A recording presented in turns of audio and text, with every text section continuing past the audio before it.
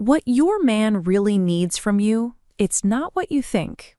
Ladies, let me tell you something that might make you uncomfortable. Sometimes a man can be deeply loved by a woman and still feel completely disconnected from her. And sometimes the woman is thinking, but I do everything for this man. How can he possibly feel unloved? Because love isn't only about what you give. It's also about whether your man actually feels loved in the way he receives it. And if you're a mature woman who wants a relationship that lasts, not just a relationship that looks good from the outside, there are 3 things you need to understand. Let's start with respect, because this is where many women underestimate men. A man can survive a difficult season. He can deal with financial pressure, failure, rejection, disappointment, and problems nobody else even knows he's carrying. But when the person he comes home to constantly belittles him, embarrasses him, talks down to him, or makes him feel like he's never good enough, something inside that relationship starts dying. And no, respect doesn't mean you agree with everything he says. It doesn't mean you stay quiet when you're angry. It means you can disagree without destroying his dignity. There's a big difference between saying, I don't agree with what you did and we need to talk about it, and saying, you're useless, you're just like every other man. One addresses the problem, the other attacks the person. And when respect disappears, love often becomes difficult to feel, even when the love is still there. But here's where the next piece comes in. Intimacy, sex, and a lot of it. And I'm not just talking about sex as an obligation you perform to keep your man happy. I'm talking about physical connection. Many men experience emotional closeness through affection and sexual intimacy. It's one of the ways they feel desired, accepted, connected, and chosen by their woman. And ladies, there's a difference between being physically available and making your partner feel wanted.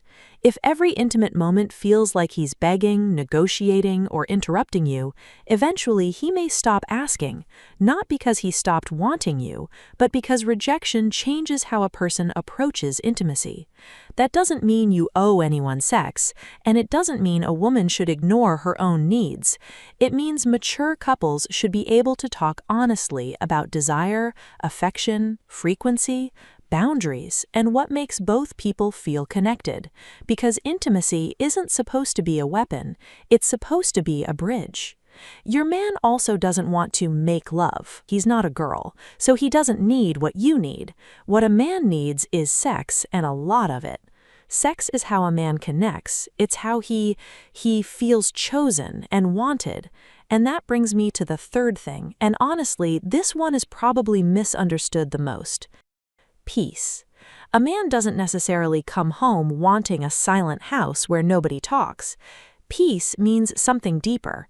It means he doesn't feel like he's walking into another battlefield. Life already comes with enough pressure. Work, money, family responsibilities, decisions, expectations, problems. And women carry their own burdens too, so this isn't about pretending men suffer while women sit around doing nothing. It's about creating a relationship where both people can finally put their armor down. Your home should not feel like a competition where one person has to win and the other has to lose. Sometimes your man doesn't need another lecture. He needs to breathe. Sometimes he doesn't need you to solve the problem. He needs to know he's not facing everything alone. And sometimes you need exactly the same thing from him. That's the part people miss. This isn't about women serving men while getting nothing in return. A healthy man should give his woman respect, affection, emotional safety, intimacy, support, and peace, too. This is partnership. So if you're sitting there wondering, what does my man actually need from me? Don't reduce it to cooking, cleaning, sex, or money. Look deeper. He needs to feel respected, not constantly diminished. He needs to feel desired, not merely tolerated. And he needs to feel safe enough to come home and be himself, not like he's entering another war. And ladies, if this is the kind of real relationship conversation you want more of, subscribe to the channel, give this video a thumbs up, and tell me in the comments, what makes you feel most loved by your man? Respect, intimacy, affection, or peace? Because the more honestly we talk about these things, the better our relationships can become. At the end of the day, love isn't just saying I love you, it's learning what makes the person you love feel loved and giving it without losing yourself in the process.